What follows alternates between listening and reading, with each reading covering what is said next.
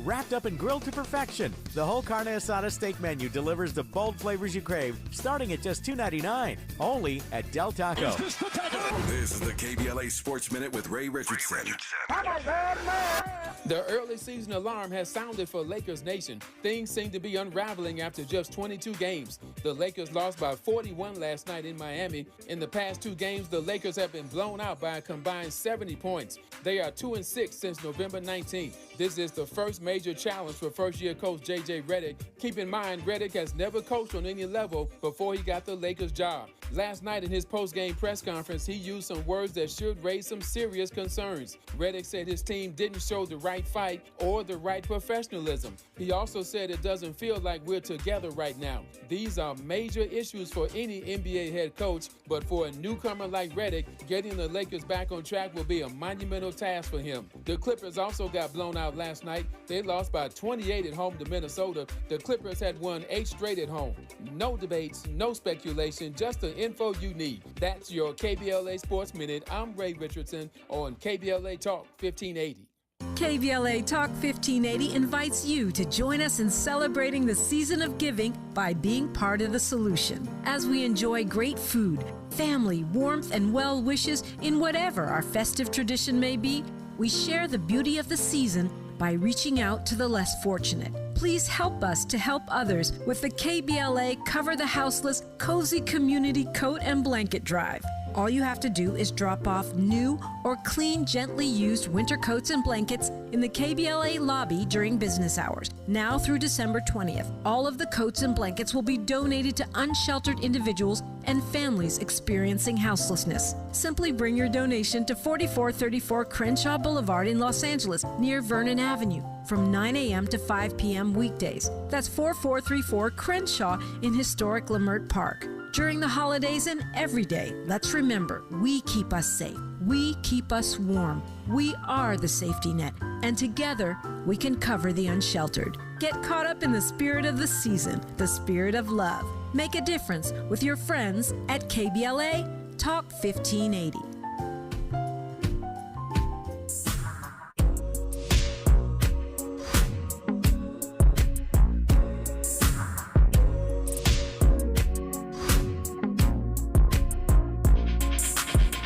White diamonds, 2 a.m. she wildin'. She sick, got they stomach in her comics. What school you went to? Gardena, Compton, Westchester, King, Drew, did we function? Lil, but that dog give me that's on pup. All my kids are sucking up. Have you ever took a fade and ran 3 more back to back? Oh, you haven't? Then shut the up and keep it rap. I'm from the land. Don't say you hate LA when you don't travel past the 10. Am I tripping? Yes, I am. Meditate over some money. I see Franklin, I find Van. I'm from the land. Don't say you hate LA, but live in LA and pretend. My neck on Tarantino, Alejandro Spike Lee. Just know you took the scenic route if you stand by me, stupid. So fly in this 50 on me, don't die trying it. You know I'm up and down when I slide in this Beamers and the jets outside. You know what? It's really fun. I feel like it's really fun to be obsessed with somebody's music project. It's been a minute since I've been obsessed with an album. I'm definitely obsessed with this one. Good for working out too. If you if you need, speaking of health and wellness, if you need something to get you up off your butt. I like a lot of music, but it's nice to feel like, let me just play that. Anyway, looking forward to talking with our guest this hour. Fatima Iqbal Zubair joins us and find out what's going on. But I want to do a little follow-up while we have a minute here. We were talking about to leave X or to stay on X, to go to Spill and Fanbase and Spoutable, these black-owned platforms, or go to Blue Sky, which is not black-owned, but is like it's like a progressive version of Twitter. And the reason I say that is much more friendly. You see more, gentle content. Anyway, it's interesting to me that, and I never got a chance to talk about this, that Elon Musk, who, obviously owns Twitter, was investigated by cyber experts in the European Union. And what they were looking to see is if he uses what they call dark patterns to trick users to manipulate their behavior online. And this is against the law in Europe, pressuring people to act quickly because saying, we're almost out of something. They call that fake scarcity. Tricking people into clicking on ads because they look like some navigation piece on the app, but they're really disguised ads. What they call roach motels, which is getting you into a situation like you sign up for a service or whatever, but it's really hard to cancel it. All of these are banned in the EU. And the European Commission did an investigation, and they concluded that Elon Musk is definitely using these dark tactics, what they call dark patterns. One of those is the blue check mark. Apparently, you can get it, but getting rid of it, that's a whole other thing. And, they used to mean that you actually were legit. Now they just mean you're paying a certain amount of money every single month to keep that check mark there. Most social media networks, they verify you if they're going to give you a badge or a check mark. Not anymore. You'd pay $8 a month, you can get a blue check. But these are the kinds of deceptive patterns that they say negatively affect users. Try getting rid of that check mark. Try getting rid of that $8 a month bill, and apparently it's nearly impossible. They're also talking about how the site is blocking data, suppressing certain users, et cetera, shadow banning. I guess the shadow ban thing has always been a thing on Twitter, but one of my posts disappeared from my timeline. I couldn't find it. The only way I was able to find it was going on somebody else's account who had retweeted my tweet.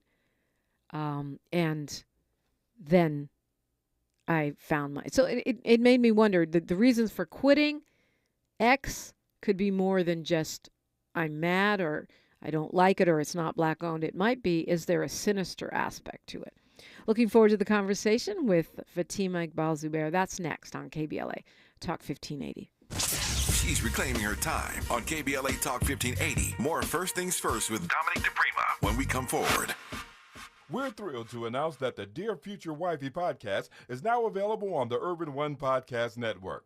This show, hosted by Latiris R. Whitfield, explores the journey of discovering and rediscovering love and relationships. With over 500,000 subscribers on YouTube, Dear Future Wifey has become a prototype for discussions about love and relationships. Learn how to rediscover love, heal, and have faith in relationships. Go to urbanonepodcast.com or wherever you get your podcasts. We've got a lot to talk about. Hi, I'm Zoe Williams, a.k.a. the Voice of Reason, encouraging you to join me weekdays from 7 to 9 p.m. for the world's most intriguing relationship radio roundtable. Every night, I facilitate and encourage our loyal listeners to participate in the most engaging relationship discussions you'll hear anywhere. So make it a point to rendezvous with me, Zoe Williams, the Voice of Reason, Monday through Friday, 7 to 9 p.m. Pacific Standard Time. Trust me, your relationships will never be the same. The VOR is on fire tonight. Unapologetically progressive. KBLA Talk 1580. We've got your black. If you love to travel, Capital One has a rewards credit card that's perfect for you. With Venture X, earn unlimited double miles on everything you buy and turn everyday purchases into extraordinary trips. Plus, receive premium travel benefits like access to over 1,300 airport lounges where you just check in and chill out. Open up a world of possibilities with Capital One. What's in your wallet? Terms apply. Lounge access is subject to change. See CapitalOne.com for details. An official message from Medicare. Couple more minutes. and we'll start this month's book club. You know, I usually love a plot twist, but this year, I'm comparing my options during Medicare open enrollment. You can't assume your current health or drug plan is the best one for you. And you gotta make sure your drugs are covered. That's important. So is saving money. Review all your options at Medicare.gov. Open enrollment ends December 7th. Paid for by the U.S. Department of Health and Human Services. Oh no, stomach issues again? Stomach issues? Who are you? Your pancreas. I could be the real reason for your diarrhea, gas, bloating, stomach pain, or loose oily stools. I thought it was my stomach. People often do, but any of these symptoms could mean having a condition called exocrine pancreatic insufficiency, or EPI. With EPI, the pancreas doesn't release enough enzymes to break down food, but EPI is manageable. Use the symptom checker on identifyepi.com and speak with your doctor. That's identifyepi.com. Sponsored by AbbVie. The conversation continues right now with Dominique DiPrima on First Things First. And she is here. She's actually the chair and community organizer for the California Democratic Progressive Black Caucus, Fatima Iqbal Zubair. I kind of feel like we should say KBLA contributor because we try to get you in here as much as we can. Welcome. Thank you for having me. Yes, a lot going on. I don't think we've talked since the election. And I don't know, how are you taking that? I mean, the front page of the LA Times today, they're saying, everyone has to reset their calculations because Republicans gained popularity. Trump gained popularity in California. I haven't done enough research to know if that's an overstatement. I feel like it probably is because there's still a super minority in the legislature, right? Yeah. Are you talking about Congress right now? I'm talking about, I was talking about the California state legislature, but I mean. Supermajority. I meant Republicans are still. You're right. Yeah. Yes, you're Dems right. still have a supermajority in California. And I know they probably don't want to overplay their hand. Everybody's trying to tone down their rhetoric. How do you take that as a progressive caucus chair? Do you feel like you have to pivot and get more moderate? Yeah, it's a good question. I mean, in my day job too, I'm an advocate up there. So I, definitely hear things from the inside, from the outside. I actually think that, I think we have to be strategic in achieving policies for, Black and brown communities, working class folks. But I think, the mistake that honestly the Democrats made, definitely nationally, I think in maybe some elections here locally, we did better locally, but is that we didn't speak to the needs of people, right? It's not about, being next to a celebrity or, pivoting to the center because, we saw that was not a good strategy. And so I think what we need to do is really speak to what people are feeling every day, right? They can't afford things like day-to-day living. They want to be able to drive on roads that aren't, broken. They want to be able to, not work more than 40 hours a week, right? And I think in the red parts of our state, they're feeling that. There's, rural parts of the state where folks are feeling this. So I think, I honestly think it's I think about Isabel Jurado's campaign, right? I think about these progressive campaigns that are winning locally, and it's really about engaging with people and speaking about what they're actually experiencing. Yeah, I also think that it's really what it kind of aligns with what you just said. It's really exactly the opposite of what most analysts are saying. Right. They're trying to go more moderate, but if you look at, and AOC wins in a district where Trump wins. What they want, actually, I think the Dems need to lean into the progressive, lean into. Stop being afraid to say working class. Right. They just want to say middle class, which is aspirational for most people, right? They're not in the middle class. Right. Most people can't afford to buy a home. Most people can't afford to go to college. I mean, how do you even access the middle class? And I think if you look at, the amount of folks that are in poverty, it's like close to 50%, right? It's still pretty high, or more. I don't know the exact stat, but I know a lot of folks. We see, Dominique, the people that didn't vote this election, right? Yeah. In the Latino community, young people. I mean, I think that is absolutely true.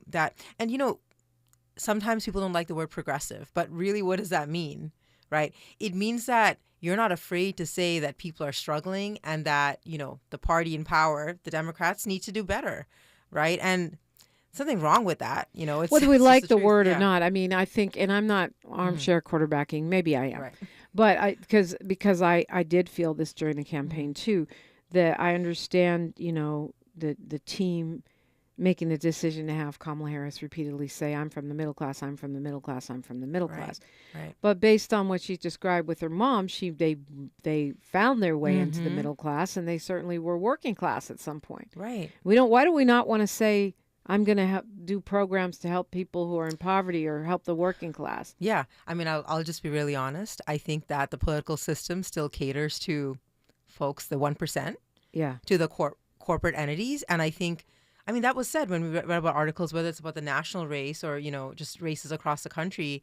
You know, we are catering to the donor class, and 99% of people in California and, you know, in the nation don't really relate. You know, And to if the donor it's class, a don't num- really benefit from the donor Right. class. And if So- it's a numbers game, then Right. shouldn't you be playing to the numbers? Right, right, exactly. Yeah, I Yeah. feel like I think Dems are taking, hopefully they're not all. Yeah, well, that's why progressives are there. That's why, you know, we have folks like yourself. We have folks in the party. People always ask me, why are you still in the Democratic Party, Fatima? Right. Why are you still, you know, and the reason is, I mean, for me, like, as someone who's an immigrant, like, you know, I believe that we have to make change. And right now we have a two-party system. And if we want to make change, right, in this state, we go through the Democratic Party. We try to create the changes we want, whether it's, you know, having ranked choice voting, public financing, having access to more parties even, right? I mean, we have to do that through the party in power. And so I, you know, fundamentally believe that there are good people in the party doing that. I mean, you've had many of them on your show. And I think we just have to get more of those people, right, involved. Yeah. Because it's, we do see it. I mean, you mentioned folks like AOC, but you look at our state legislature, we're able to pass, you know, pretty significant things, you know, not enough. We still want more, more progressives, but, and locally too. But, Especially I think locally. we see those glimpses, right? We see policy for tenants and, you know, criminal justice reform, you know, not everything getting through. I know you had folks from Reparations on here, on who are working on it on here, but we have to get more, I think, more people rooted in community. But, Yeah. But that was a failure of the legislative, right? California Legislative Mhm. Black Caucus. Mm. They had the votes. Yeah. The bills were written. Mm. They did not bring them to the floor. And I think, you know, as a black progressive, black American, now that's got to be a litmus test for us, at least in this state. 100%. I know. So, you know, so the chair of the Black Caucus in the party, right? And we actually co-wrote the reparations resolution. It passed really easily on the private side of the party, right? I'm a delegate on the private side. You know, Dominique, if I could be like really real for a second, right? We have to question, you know, we have our governor, you know, and we have our state legislature. We talked about the donor class. We talked about big business interests, right? When we think about, you know, policies, and I hate using the word radical, but because it's, I don't mean radical in a bad way. I mean, like, really speaking to, you know, what people deserve, right? The black community. I mean, one of the worst atrocities in this nation's history. Why is it so hard? I mean, it brings me back to why we still have slavery, Prop 6, right? And, you know, in this state, you know, and so it's sad because we're supposed to be leading the way. You know, we're supposed to be the state that's unafraid. Now with Trump in office, we're supposed to be fighting back. So I'm actually hoping to circle back to your first question, that we go more bold, because we have to be sort of the antidote to what Trump is going to bring, right? We have to show that we're not afraid, and we can't cater more to the center. Yeah. Yeah. And honestly, you know, it's easy. You know, I don't want to be another person piling on, but honestly, I feel like when the numbers are crunched, there is no landslide. It's pretty narrow. What she was able to do in 3 months, what Kamala Harris was able to do in 3 months, was quite remarkable. Right. And to me, the problem is not enough distinction from Biden and those sort of milquetoast moderate positions, even though he did take some of progressive platforms and enacted them, and then no one really knew about it, so that's not great.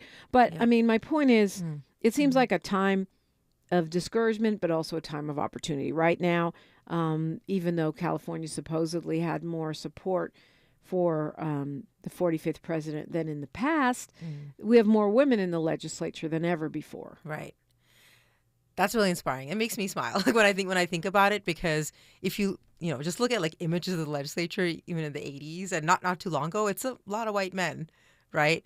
And it's inspiring because if you look statistically just across the world too, women make better policy. They go in for the right reasons. I mean, you have women that are still moderate, but I think it's something to be said that we have more women in there, and I'm happy that we have more progressive women like Sade in there, Sade El-Hawari, who I was like really excited about. I'm so glad she got in there, and we're really excited for their leadership. I think it's a good class, and I think we're going to be able to pass a lot of good things.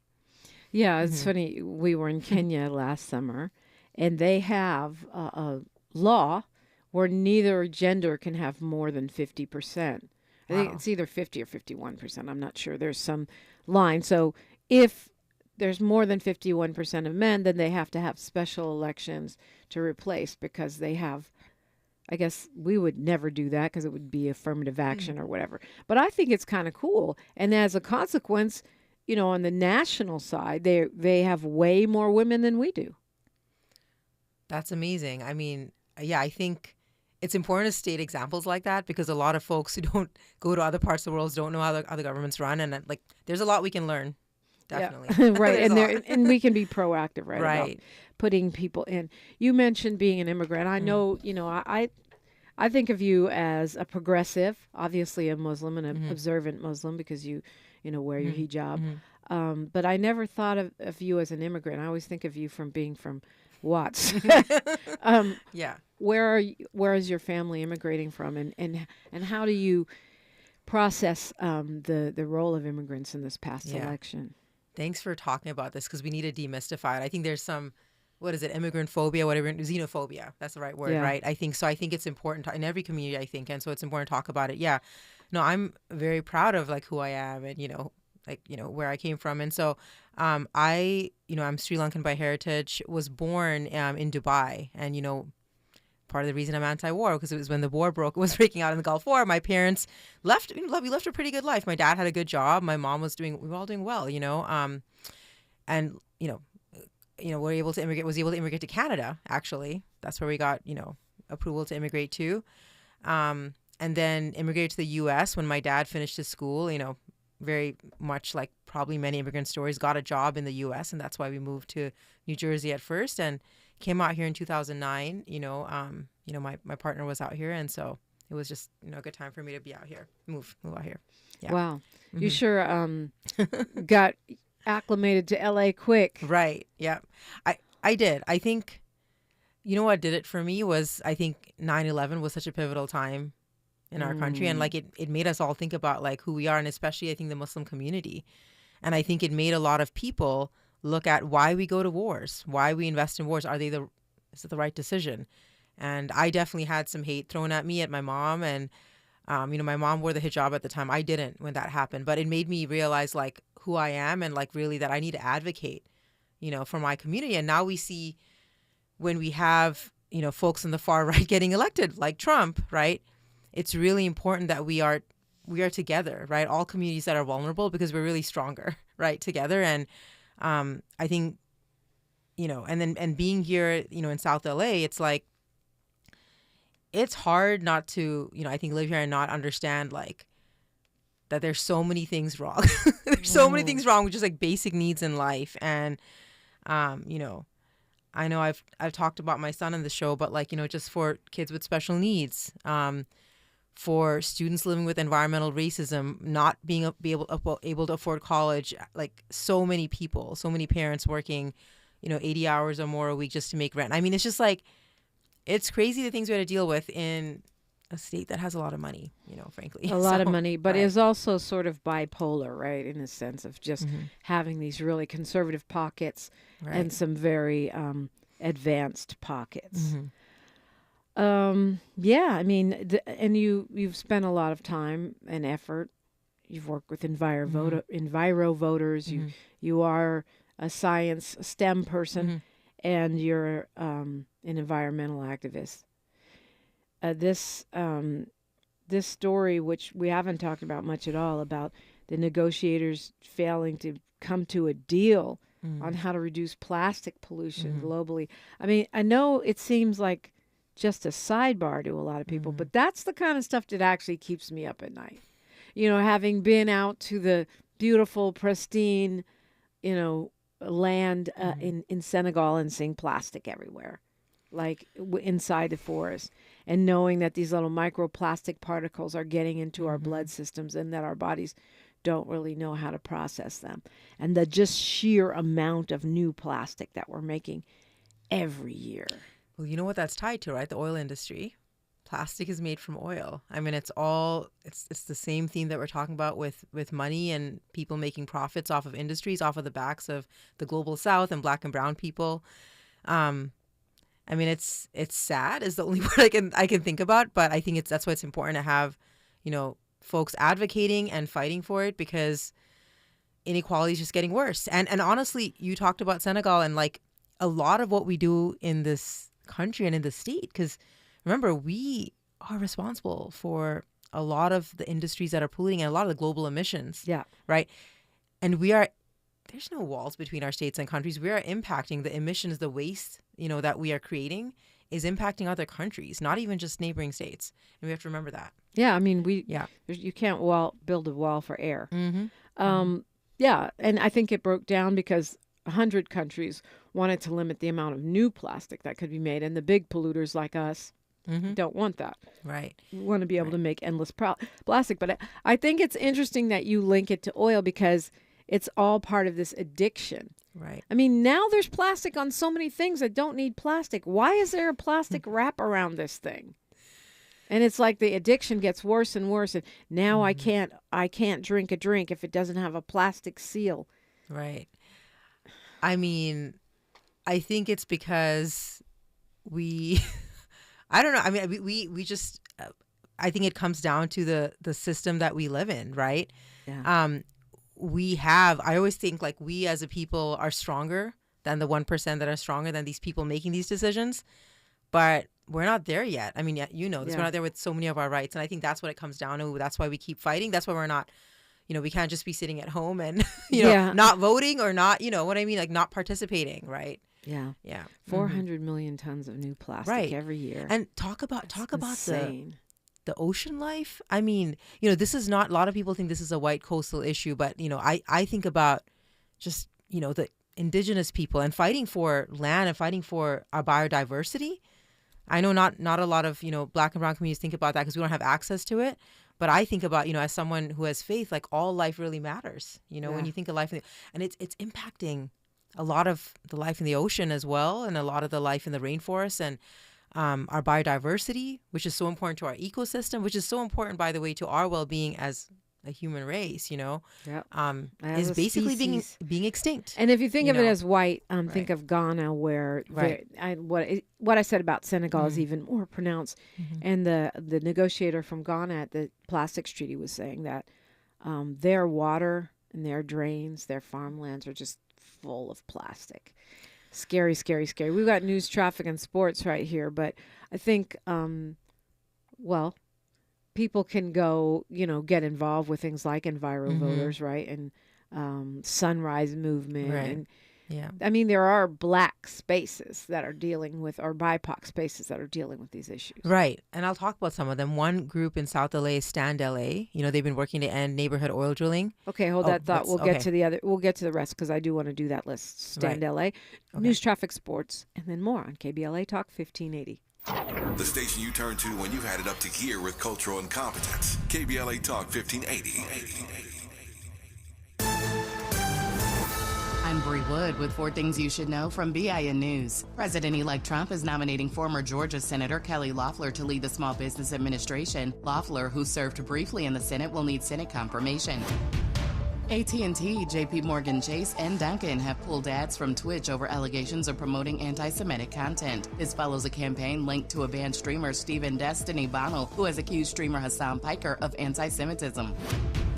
American students' math scores have significantly declined since the pandemic. The trends in the International Mathematics and Science Study shows 8th grader scores dropped 27 points from 2019 to 2023, the largest decline since the test began in 1995. And the Mega Millions jackpot is rolling over again with no grand prize winner in Tuesday night's drawing. That means the next drawing coming up on Friday will be worth a massive $579 million. Get BIN News on demand 24/7 at BINnews.com. Join the Asada today with Del Taco's new limited-time half-pound Chipotle Carne Asada steak burrito. Packed with flavor, wrapped up and grilled to perfection. The whole Carne Asada steak menu delivers the bold flavors you crave, starting at just $2.99. Only at Del Taco. This is the KBLA Sports Minute with Ray Richardson. The early season alarm has sounded for Lakers Nation. Things seem to be unraveling after just 22 games. The Lakers lost by 41 last night in Miami. In the past 2 games, the Lakers have been blown out by a combined 70 points. They are 2-6 since November 19th. This is the first major challenge for first-year coach J.J. Redick. Keep in mind, Redick has never coached on any level before he got the Lakers job. Last night in his post-game press conference, he used some words that should raise some serious concerns. Redick said his team didn't show the right fight or the right professionalism. He also said it doesn't feel like we're together right now. These are major issues for any NBA head coach, but for a newcomer like Redick, getting the Lakers back on track will be a monumental task for him. The Clippers also got blown out last night. They lost by 28 at home to Minnesota. The Clippers had won 8 straight at home.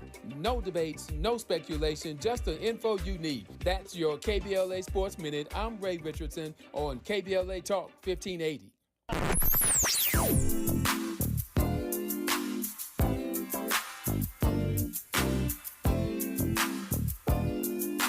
This is KBLA Talk 1580. Talk radio. That's music to your ears.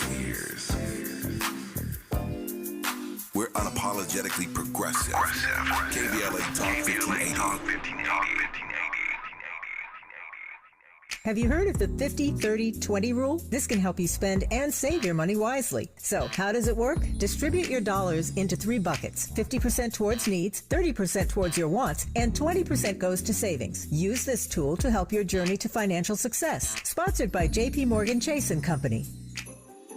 This season, Chevy brings classic pairings, cookies and milk, mistletoe and kisses, and your holiday plans and a new Chevy. Silverado 1500 gives you power and capability with 430 pound-feet of torque to haul your holiday tree. Equinox EV and the all-new Equinox offer award-winning quality and style to see you through the holiday season. See why Chevy makes everything better and brighter. Chevrolet. Together, let's drive. If you're living with dry age-related macular degeneration or dry AMD, you may be at risk for developing geographic atrophy or GA. GA can be unpredictable and progress rapidly, leading to irreversible vision loss. Now there's something you can do to slow it down to get it going slower. Izervay is proven to slow GA progression. Izervay gets GA going slower. Izervay or avacincaptad pagel is a prescription eye injection used to treat GA. Don't take it if you have an infection or active swelling in or around your eye. Izervay can cause eye infection, retinal detachment, or increased risk of wet AMD. Izervay may temporarily increase eye pressure. Your vision may be impaired after an eye injection or exam. Don't delay. Ask your doctor about Izervay today. Izervay gets GA going slower. Visit Izervay.com. That's IZERVAY.com. Are you an entrepreneur looking to take your business to new heights? KBLA Talk 1580 is your partner in success. Every day, we celebrate and elevate Black-owned businesses across our community. Our KBLA SMB Marketplace currently features The Cookie Dip, Bad Ash Bakes, Hair Concoction, Higher Education Accreditation Consulting, LACC Radiology Technology Department, and Malik Books. Your business deserves to be heard. Let KBLA Talk 1580 amplify your voice and connect you with our powerful community of listeners. Email smb@kbla1580.com today. That's smb@kbla1580.com. At KBLA Talk 1580, we've got your black.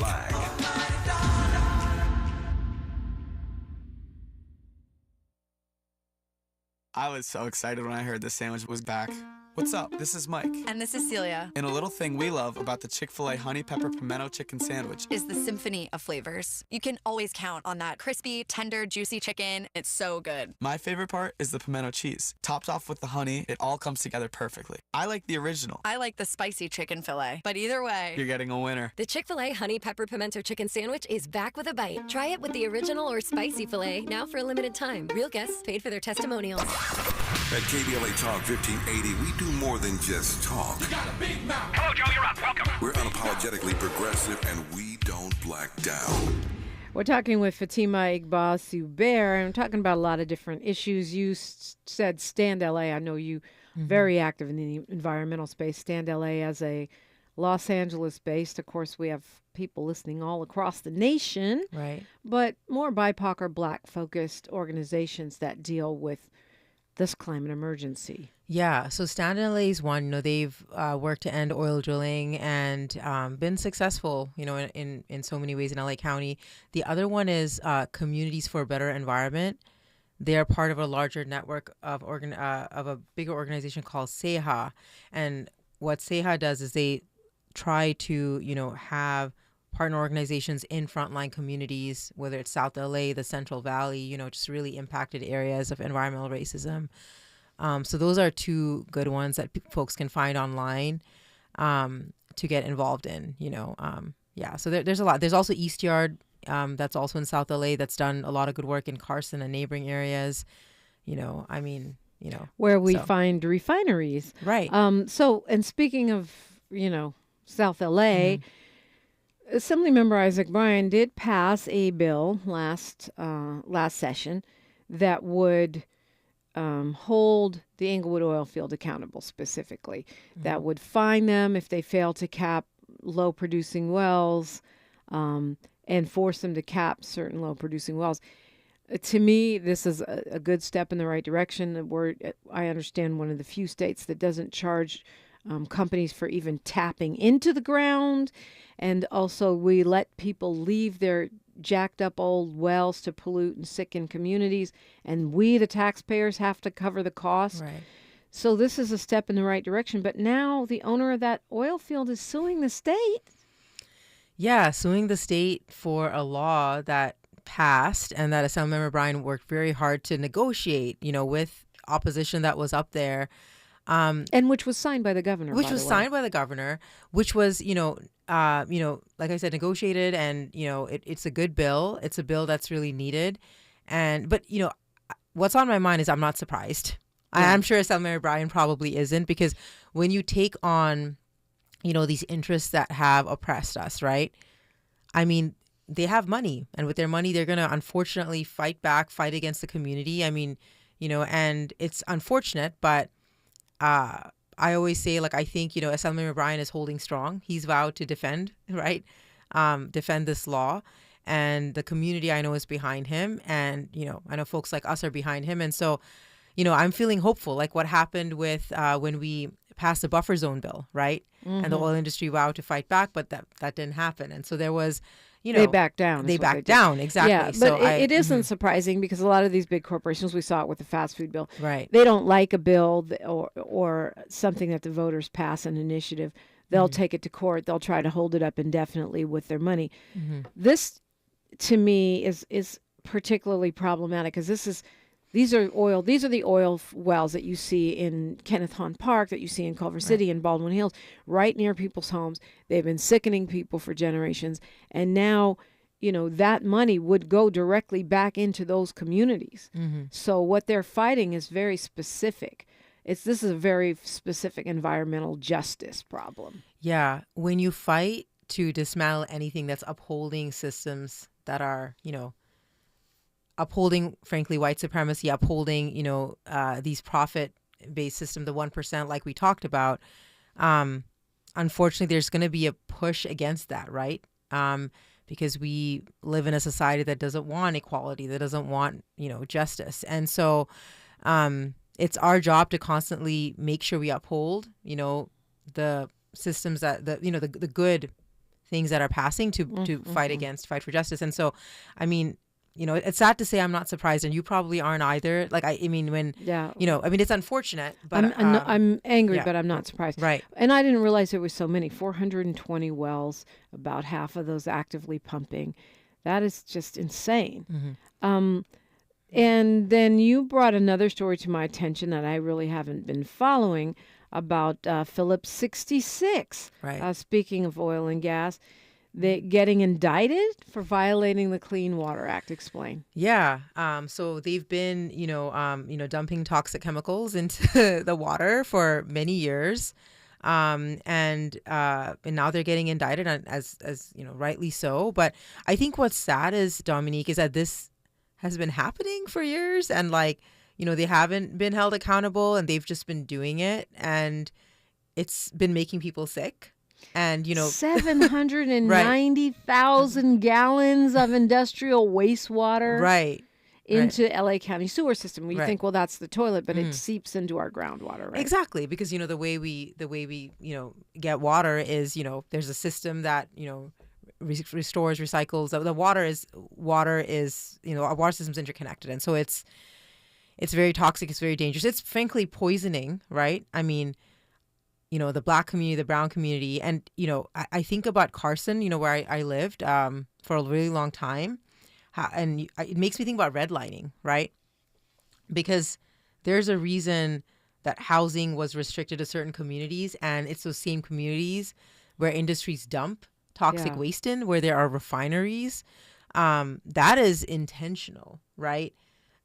You rarely find stories like these happening in wealthy white communities. It just doesn't happen, right? And it's unfortunate, but I'm glad to see what the federal government is doing. Imagine 420 oil wells in Bel Air. Right. Ain't just won't gonna see happen. It. No, yeah. It's But not. this is a big deal because they're felony charges against a corporation. Right. You don't see that every day. Which is exciting. Yeah. I think that should be happening, because you don't see corporations sort of being charged exactly with felony charges, and so I think it's important, and I'm excited to see how the case progresses. And by the way, before this story came out, Phillips 66 announced, I think within in 5 years it's going to start closing down as well. That was a story that came right before this, so it was interesting that this one came after. And there's a story there too of what's going to happen to the 600 plus workers now, and what's going to happen to that parcel of land. Is it going to be more, things that community that's not benefiting the community? Is it going to be really something that the community wants? So that's another, big issue kind of connected to Phillips 66, the same refinery. Right, and I was reading that they're talking about housing, but first we have to determine whether or not it's a toxic super site, where people can get sickened from having affordable housing. Right. And what about also just engaging the community, right, for what they want, right? Housing is one thing, but I'm worried about what type of housing it's going to be. Is it going to displace folks? Right. And I think I'm looking forward to, the elected officials in the area, right, really listening to the community organizations and, having a community engagement process where, because I believe Phillips 66 owns the land still. And so I hope that they're engaging the community as to what they want to put in that area. What a concept, but that should be happening, right? And so far I haven't seen that happen. So I'm looking forward to that process, happening. Wow. Yeah. Oh, yes, wastewater containing 33,000 pounds of oil and grease. Makes me feel nauseous. Think about it. Like a good neighbor. Yeah. Right. So when we come forward, I want to talk to you a little bit about your plans. You're running for the state assembly, and I want to know why and what spot and when is all this happening. That's next. We got a few other things to talk about. You're always invited in. It's KBLA Talk 1580. More of First Things First with Dominique DiPrima when we come forward. An official message from Medicare. Couple more minutes, and we'll start this month's book club. I usually love a plot twist, but this year, I'm comparing my options during Medicare open enrollment. You can't assume your current health or drug plan is the best one for you. And you got to make sure your drugs are covered. That's important. So is saving money. Review all your options at Medicare.gov. Open enrollment ends December 7th. Paid for by the U.S. Department of Health and Human Services. With reported hate crimes rising in recent years, California has responded through outreach efforts across state government and in collaboration with community-based organizations for the launch of CA versus Hate. This non-emergency, multilingual hate crime and incident reporting hotline provides an anonymous reporting option for victims and witnesses of hate acts reported in 15 different languages through the online portal and in over 200 languages when calling the hotline. Report anonymously by calling 833-866-4283, Monday through Friday from 9 a.m. to 6 p.m. or online at any time at cavshate.org.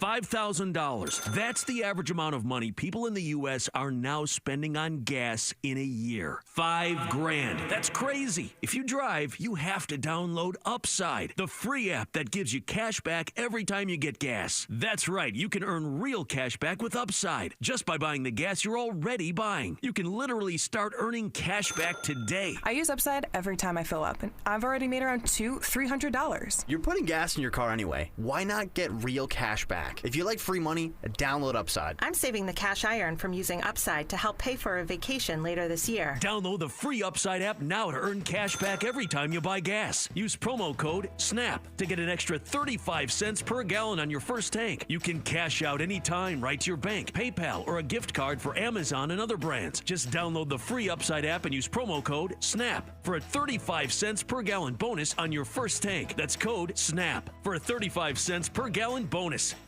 My mom has decided to learn to paint, and she's good. My dad's now into creative cuisine, and I've already put on 6 pounds. Learning new things comes with age. My mom, she started forgetting my name and what we're talking about. Forgetting well-known things doesn't. Memory loss may be a sign of Alzheimer's disease. Early detection gives you and your loved one time to plan for the future. Learn the warning signs of Alzheimer's at 10signs.org. Brought to you by the Alzheimer's Association and the Ad Council. KBLA Talk 1580. We've got a lot to talk about. KBLA Talk 1580, connecting you with services and solutions. Worried about eviction? You have rights, and Stay Housed LA can help. Stay Housed LA is a partnership between LA County, the City of Los Angeles, and local service providers. From Lancaster to Long Beach, we're here to help you with tenant education workshops, legal clinics, free legal services for eligible tenants, and online resources about tenant protection laws. Don't face eviction alone. Call our hotline at 1-888-694-0040. That's 1-888-694-0040. Or visit stayhousedla.org. Stay Housed LA, keeping Los Angeles residents in their homes. Stay Housed LA, your rights, your home, our community. This is a community call to action from KBLA Talk 1580. We knew you'd stick around. This is LA's home for progressive talk radio.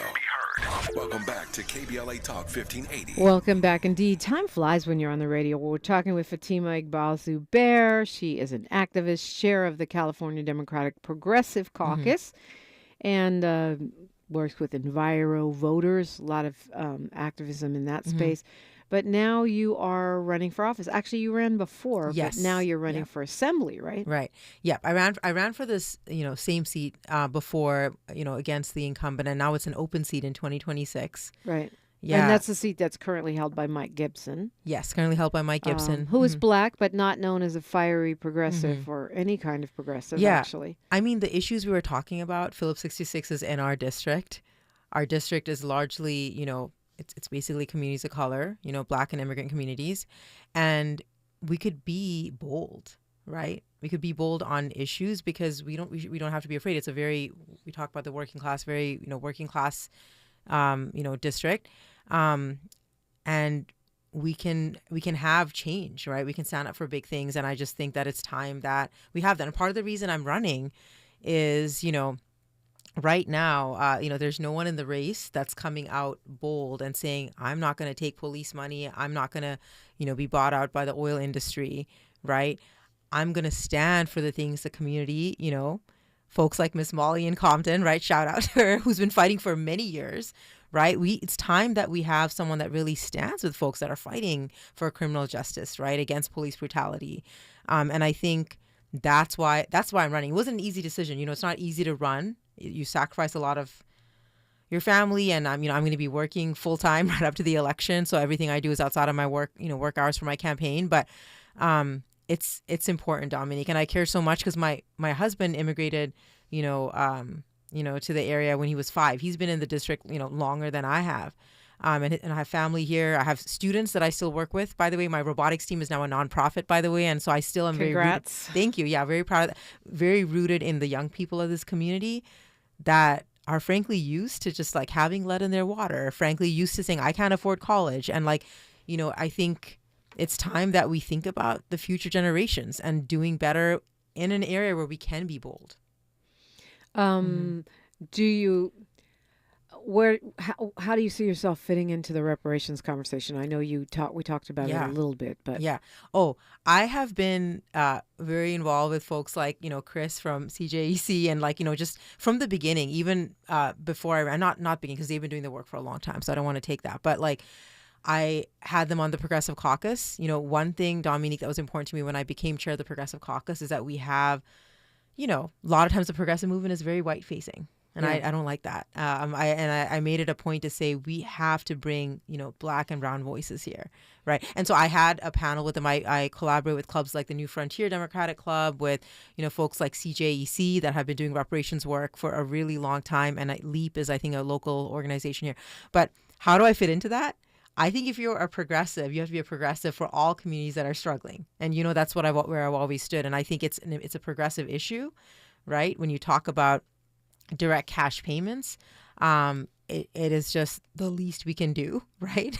I think one of the bills was to establish a bureau. To take care of things like cash payments and make sure that the Freedmen's Bureau. Exactly. And I think these are progressive issues, right? This is really important. So I am aligned, with saying that let's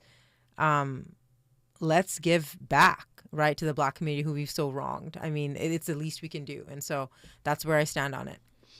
Well, what else? I know there's not officially a campaign conversation, but what else drives you? You said the young people, obviously the environment, right, which is interesting because we're such a progressive state in that way, but yet not. And I know your progressive values, but issue-wise, what else? Yeah. The first thing that came to mind was, police brutality. I mentioned my son has autism. He's already had encounters. I'm terrified, right, that we don't have systems of care and crime prevention, honestly, in place. I know we hear progressives on the city council talking about this, but we don't have enough progressives up in Sacramento. And just enough, folks talking about it. I know we had a retail theft, bill package pass. We had Prop 36 unfortunately passed. Before I was running, just as a progressive, I was bold, right, to say no on Prop 36, make sure Prop 6 passes. But I think you're asking, what else? I think we have to think about the systems that are getting our Black and brown young people, in jail, right? We have, we use the word school to prison pipeline, but I've seen it happen as a teacher. I see how we have things happen, right, that where students, young people, even older people should not be put in jail should not have a criminal record. And I'm afraid for our state that we're moving in a direction where we are increasing sentences, where we are having the death penalty that, frankly, by the way, right, isn't completely banned in the state. When Newsom terms out, he did it by, governor's executive order, if I'm using the right word. But when he goes, we have the death penalty, Dominique, in California. Can you believe that? Yeah. In our state, we have the death penalty. I believe it, and we just, y'all just elected a district attorney who has decided to bring it back. So the minute that Newsom, is out of office, if we don't have a more progressive governor, which I'm hoping we will, it comes back. I think if we had a Governor Villaraigosa, Governor Thurman, a Governor Kamala Harris, we probably wouldn't see the return of the death penalty. But under a Governor Rick Caruso, hold up, wait a minute. Exactly, yes. And so it's that. But one thing I want to point out, and part of the reason I'm running is I feel like there hasn't been real leadership or conversation about our district and enough legislators in South LA, right? We see some really good ones. I'm excited about Sade, Assemblymember El Hawari now, Assemblymember Brian. and folks like themselves, but we need intersectional solutions. And I think that's the thing. We've always had band-aid solutions for our district, right? Like when we say get guns off the street, when we say invest in schools, right? What does all this look like? I mean, we had a proposition, Prop 15, that didn't pass. Also, folks remember from years ago, to basically get more money in our public schools. We're seeing the privatization of our schools happening as well, right? And it's important that we talk about getting billionaire interests. So, Dominique, I don't know if you've been following what's happening in the Black Student Achievement Plan. Yes. Right. And so we have these private interests, whether it's out of state or in state, coming in and saying, we know what's better for your schools, but I think we got to trust the community in really investing in public schools. So for people not following that, Black Student Achievement Plan is a support program that was won by students fighting to get cops off their campuses and replace it with care. Yeah. And an out of town, I think they're from Virginia, group threatened to sue, and LA. And by the way, it's ended. Backed right down. It's done. Like they sort of won. I mean, so right now already. Yeah, or already the superintendent is saying we cannot use a student's race as a factor. I mean, this is really scary. My son, before anyone sued, by the way, right? Just based on a threat, right? And now there's now it's an all. They say they all lives matter. The Black Student Achievement Program.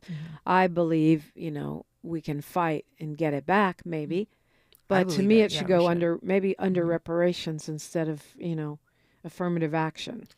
Yeah, and I think I agree with you. I think we have to use whatever tool we can to bring it back, because my son actually goes to a Black Student Achievement School, and I don't want to see that ending. I've seen the benefit that it's brought to his school, and rightly so, because you talk about achieving equity. This is something that is an equity policy. When you see Black students that have been wronged for so many years, in so many ways, this is the least we can do, and 100%, I believe that we can fight to get it back. I hate that they didn't even fight. They just rolled right. over. Anyway, right. We only have a minute and a half here. Right. What do you want to leave folks with today?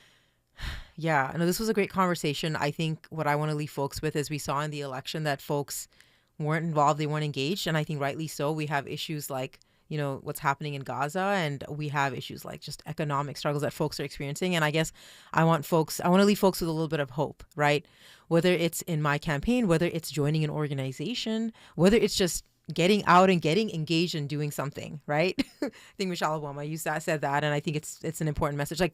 Let's make sure we actually all do something and don't get disengaged, don't get discouraged, because we're all literally fighting for our lives, and we need everyone. It's not any one of us, you and I, that's going to get this done, right? It's really all of us working together. So I want to leave folks with that. If I can just share my website, absolutely, FatimaForAssembly.com. It's the same as it was. FITIMA Assembly.com. Get involved, because our campaign is going to be an organizing campaign. We're not just going to run for ourselves to get me in, right? It's really about, we're going to be organizing on issues. And so if you want to get involved on issues, I hope that I can see you, this coming year. Do we have any Muslims in the state legislature? Not. Okay, we have some member Saley, who I'm not a fan of, who's I think observant, a Republican. We have Senator Wahab, who's great in the Senate. And I don't want to question who's observing and who's not. I don't know, but I would be the first hijabi, in there who's, I guess, visibly observant.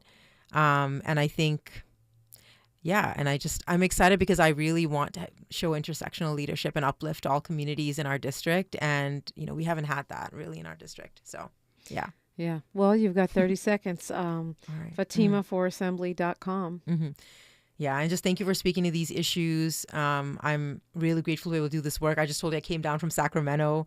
What I'm really excited about is in this time in California, I'm able to be in a space, because of my day job, where I can advocate.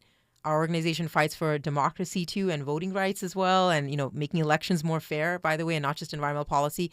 So I'm just feeling really grateful to be in the space. To be able to run is even a privilege, and so I just hope that I can do good work and be a part of spaces that are doing good work. Great to see you again. Yes, thank you. Fatima Iqbal Zubair. Dr. Tyrone Howard is next. We're going to go a little deeper into this education space, so important in these times. KBLA Talk 1580. KBLA 1580 Santa Monica.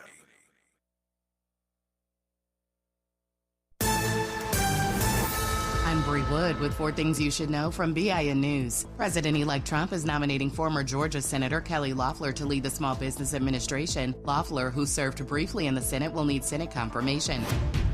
AT&T, JP Morgan Chase, and Dunkin' have pulled ads from Twitch over allegations of promoting anti-Semitic content. This follows a campaign linked to a banned streamer, Stephen Destiny Bonnell, who has accused streamer Hassan Piker of anti-Semitism. American students' math scores have significantly declined since the pandemic. The trends in the International Mathematics and Science Study shows 8th grader scores dropped 27 points from 2019 to 2023, the largest decline since the test began in 1995. And the Mega Millions jackpot is rolling over again with no grand prize winner in Tuesday night's drawing. That means the next drawing coming up on Friday will be worth a massive $579 million. Get BIN News on demand 24/7 at BINnews.com. Join the Asada today with Del Taco's new limited-time half-pound Chipotle Carne Asada steak burrito. Packed with flavor, wrapped up and grilled to perfection. The whole Carne Asada steak menu delivers the bold flavors you crave, starting at just $2.99. Only at Del Taco. This is the KBLA Sports Minute with Ray Richardson. The early season alarm has sounded for Lakers Nation. Things seem to be unraveling after just 22 games. The Lakers lost by 41 last night in Miami. In the past 2 games, the Lakers have been blown out by a combined 70 points. They are 2-6 since November 19th. This is the first major challenge for first-year coach J.J. Major issues for any NBA head coach, but for a newcomer like Redick, getting the Lakers back on track will be a monumental task for him. The Clippers